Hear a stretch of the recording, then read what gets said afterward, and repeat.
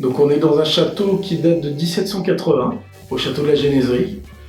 Donc c'est une cave que j'ai trouvée donc en 2015 quand je me suis installé.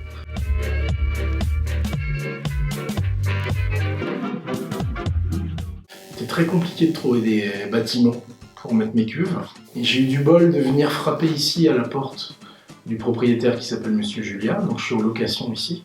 Il m'a donné l'autorisation au mois de juillet 2015.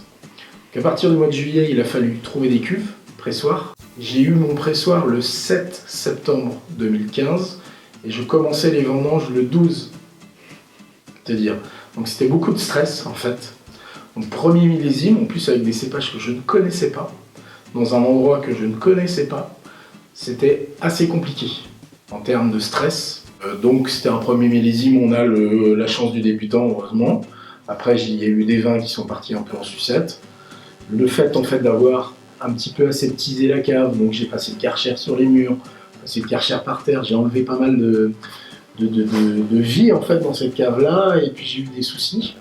Donc en 2016 j'ai réensemencé la cave avec du vin pour remettre des levures qui existaient dans mes bouteilles naturellement pour essayer de recréer un peu une hygiène cave avec des levures, des bactéries et des choses. Donc ça a été aussi un bienfait. Un mal pour un bien comme on dit. T'as senti que tes fermentations avaient du mal à partir en fait. Alors ça n'a pas eu du mal à partir, mais j'ai eu des malots qui sont déclenchés pendant la fermentation alcoolique en 2015. J'ai eu des souris aussi qui sont déclenchées sur les fins de bouche, parce que le matériel vinaire, j'avais peut-être mal désinfecté aussi. J'avais récupéré des cuves chez des conventionnels, enfin... Après, le matériel vinaire est super important, donc là, moi, maintenant, l'hygiène, c'est de passer au vaporetto. Donc dès que je soutire une cuve, je la passe à la vapeur. Donc, moi, je suis sûr qu'elle est désinfectée. Et puis, j'utilise pas de produit, tu vois. C'est de l'eau et de la vapeur. Donc ça, c'est plutôt pas mal. Et aussi sur les barriques, ça aide bien pour faire gonfler les barriques, pour les aseptiser. Donc là, j'ai nettement moins de faux goût en fait dans mes vins depuis que j'utilise le vaporetto, là, depuis 2016. Donc ça, c'était plutôt pas mal. Et puis, bon, la petite cuverie, c'est des cuves d'occasion trouvées à droite à gauche. Et puis, la problématique, c'est aussi d'avoir cette cave où j'ai mon espace stockage à côté des cuves de fermentation. Donc, pas beaucoup de place et il faut jongler entre les mises en bouteille et puis les ventes. Donc ça, c'est un peu la problématique, effectivement. Alors, Vinif Globule Rouge, moi, tous les rouges sont travaillés pareil. C'est-à-dire que je vais donc vendanger manuellement, vendanger en caisse, et ensuite je vais mettre mes raisins entiers directement dans la cuve. Souvent je fais 2-3 remontages les 3 premiers jours, histoire de donner de l'oxygène aux levures. J'aime pas le terme carbonique, parce que je mets pas de gaz, c'est plutôt une fermentation en grappe entière. Donc la fermentation en grappe entière, elle est chapeau fermé, donc il y a du gaz qui va commencer à se déclencher, à inerter en fait la cuve. Et là, il faut donner un peu d'oxygène pour alimenter les levures au départ, pour pas avoir des soucis de bactéries qui travaillent avant les levures. Petit remontage au départ, ensuite je laisse fermer ma cuve et je vais goûter ma cuve. Et à un moment, on arrive sur une période où le jus de raisin va aller vers le vin. Et c'est à ce moment-là que je vais décuver. Si ma cuve a déjà des aromatiques vin, c'est trop tard sur ma vinif. Je pense que je me suis planté. Donc là, ce moment-là est bien précis pour décuver. Donc décuver, on va ouvrir les portes, prendre le jus, le mettre à droite, prendre les raisins, les mettre dans le pressoir, presser, assembler les deux, et ensuite la fermentation va se continuer en phase liquide. Le but du jeu, c'est de garder du fruit, mais aussi d'avoir le terroir. Donc souvent, c'est une quinzaine de jours de macération. Mais ça dépend. C'est la cuve qui va me donner le moment où décuver. Voilà, c'est pas allez, j'attends 10 jours et je presse, c'est vraiment le goût de la cuve qui fait que à tel moment il faut décuver. Et ça, c'est bien précis. C'est complètement empirique en fait, comme il n'y a pas de recette miracle, c'est mon pif et la bouche qui en fait, t'as un peu des signes en fait. Souvent t'as une prise de couleur, là déjà t'es pas loin. Tu te dis, t'as 3-4 jours où tu sais que tu vas décuver. Après tu regardes le goût, et puis c'est surtout au niveau du goût que tu te dis, là, je tends à aller vers le vin, il faut que je presse. Et le fait de presser les raisins, tu ramènes du sucre, donc tu gardes ce côté fruit, mais tu as déjà extrait le terroir. Et ça, je trouve ça bien important. C'est le travail qu'on fait à la vigne, hein, surtout. Hein. C'est que je pense que les raisins, avec tout l'amour qu'on leur donne durant un millésime, ils peuvent s'équilibrer au terme d'acidité, de souches de levure, de bactéries. Il y a tout ça aussi qui rentre en compte. Et si tu n'as pas des raisins équilibrés, bah, tu risques d'avoir des vins qui partent un peu en sucette. Donc avoir confiance dans ton raisin, c'est déjà la première partie pour faire du bon vin. Si tu commences à être pessimiste, ouais, c'est le bon terme, et bah, tu risques d'être hors cadre.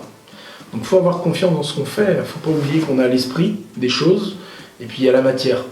Et que l'esprit joue sur la matière, l'esprit créateur, la matière, c'est juste le fruit de tout ça.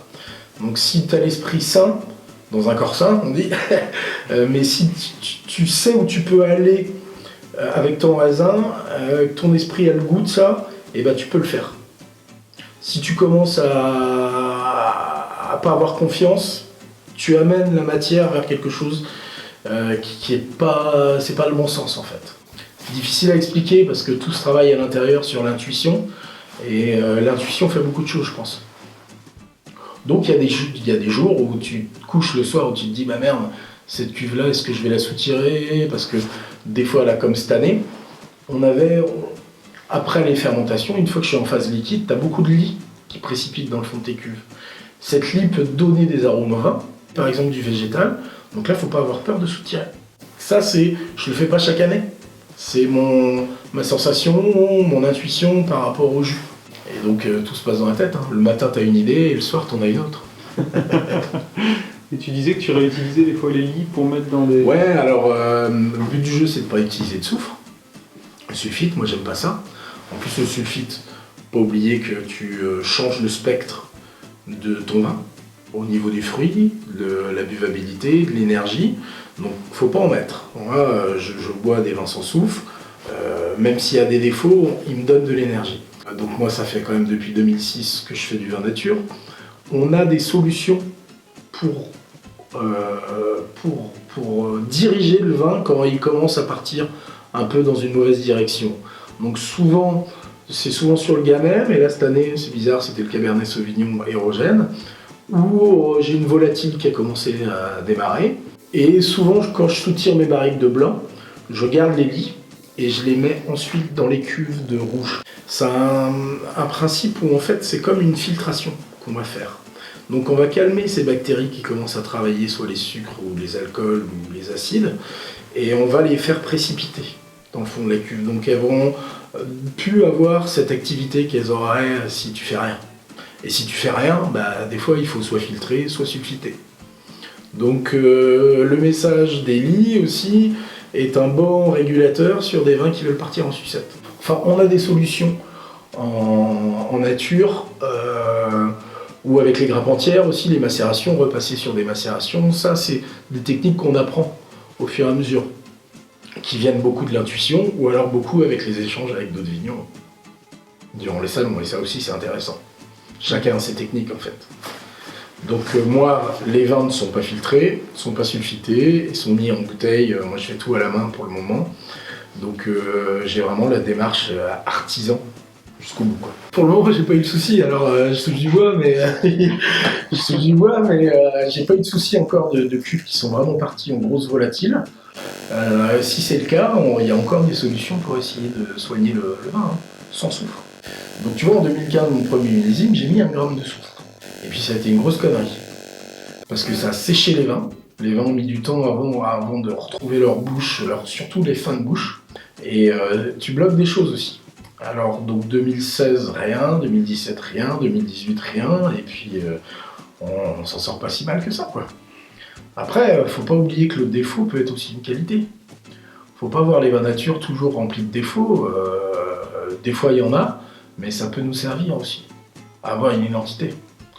Donc faut pas prendre ce que je dis au pied de la lettre, hein, mais après, faut canaliser ça. Si les vins ont tendance à partir en volatile, faut peut-être les mettre en bouteille un peu plus tôt, ou voire les attendre plus longtemps. Et ça, c'est ton intuition qui va te le dire. Ah, si l'énergie est bonne, j'espère que oui. On est plutôt optimiste d'esprit, donc il faut que ça nous serve, quoi. Si t'es pessimiste, c'est sûr que ça part en sucette. Je pense que c'est ça. Il y a une valeur énergétique dans les vins qui sont impressionnantes et il faut savoir se servir de ça. Et c'est aussi en relation avec le travail qu'on y met, l'énergie qu'on y met. Donc tout ça fait que pour le moment ça marche. Peut-être qu'un jour j'aurai des barriques qui vont partir en sucette, et ben il faudra trouver des techniques. Tu sais, quand tu projettes de travailler en cave, et d'une, tu mets de la musique, deux, tu sais ce que tu as à faire, donc tu es bien concentré dans ce que tu fais. Tu ne le fais pas n'importe comment. Tu sais, on est dans un métier où il faut anticiper les choses. Que ce soit à la vigne comme en cave, il faut vraiment savoir anticiper. Et anticiper, c'est connaître ton protocole. Savoir ce que tu vas faire, comment tu vas le faire, avec quels outils tu vas les faire, si c'est bien désinfecté, tout ça. Donc ta journée, elle n'est pas perdue quand tu bosses en cave, tu sais ce que tu fais. Donc tu as plutôt intérêt d'être de bonne humeur. C'est mes petits bébés, donc je ne peux pas leur faire de mal, quoi. Globule, donc là c'est millésime 2017. Donc on est sur un millésime où j'ai gelé. Donc ça c'est Cabernet Franc avec 20% de gamay. Donc il faut savoir cette année, pour faire une différence, les gens vont vite comprendre. Cette année je fais 24 hectos de gamay sur un demi-hectare. L'année dernière, en 2017, je fais 350 litres, 3 hectos 5. Donc normalement je fais une cuvée 100% gamay qui s'appelle Gamin. Et là en 2017, 350 litres, j'allais pas faire ce genre de cuvée. Donc j'ai assemblé avec le Cabernet Franc. Et ça donne plutôt pas mal. Donc grosse base de Cabernet Franc et puis c'est 350 litres de gamay dedans. Voilà la globule. Donc globule parce que le sang de la vigne, directement de raisin jusqu'à la bouteille. Il y a donc globule rouge et il y a aussi globule blanc, qui est le chenin. Et donc ça c'est le Cabernet Franc. Voilà, donc c'est un vin, on est vachement sur le fruit. Après il y a du terroir quand même. On n'est pas sur un vin avec beaucoup de tanins, grosse exubérance d'alcool. On est plutôt sur un vin très fin. Moi, j'aime bien vinifier sur un jus où tu sens le raisin. Et puis tu as quand même une trame sur un peu de mâche, un peu de tanin, mais qui va s'assouplir avec le temps. Et puis tu as la trame acide du schiste qui finit le vin. Voilà ce qu'il y a dans la bouteille. Moi je suis un peu punk d'origine, donc je voulais quelque chose qui frappe. Et Globule, donc je la faisais déjà Globule en 2006 au Québec. Et c'est un ami graphiste qui travaille pour le Cirque du Soleil qui m'a sorti le design. Donc c'est un cul de bouteille, le rond rouge, c'est un cul de bouteille frappé. Et puis j'aimais bien le nom en termes Globule. Alors là je vais les refaire en 2018 les étiquettes. Parce que j'ai beaucoup de clients, surtout sur Paris, qui me disent que mes vins sont très fins. Alors que l'étiquette fait quelque chose de très brusque, très brutal en fait. Donc je suis en train un peu de changer mon fusil d'épaule et essayer d'aller vers quelque chose d'un peu plus fin ou plus féminin, je sais pas comment le dire, mais un truc qui se fera moins frapper comme ça. Ouais, c'est la question que j'allais te poser, c'est est-ce que tes vins sont aussi punk que l'étiquette? Non, finalement non, en fait, les vins sont super fins. Je pense pas avoir de gros problèmes de vinification. Donc ça donne un jus où tu as envie d'en reboire.